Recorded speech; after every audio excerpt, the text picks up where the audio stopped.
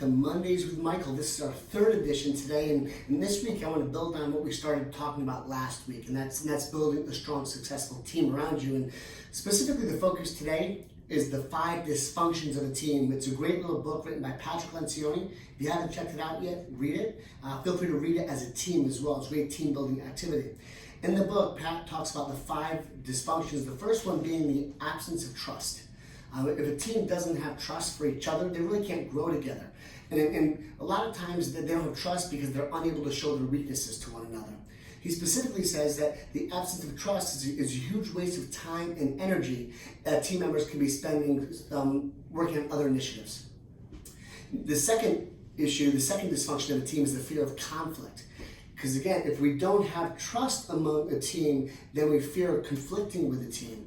And really, the only time you get to growing in a large way and solving problems is by having a good, healthy, heated debate. And healthy debates are important to be able to grow as a team.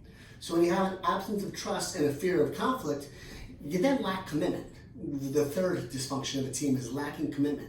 Because if you're not having conflict, then you can't discuss ideas to move forward. Therefore, you can't commit to some of those things you need to commit to be able to get to the next level. And when you have, again, absence of trust, fear of conflict, lack of commitment, you then have the fourth issue, which is avoidance of accountability. All of these things build on top of each other. And if you're making a commitment on moving together in a new effort, then everyone's got to be accountable to that goal. But again, if you haven't followed the first 3 steps, then you're missing step 4, which is holding each other accountable.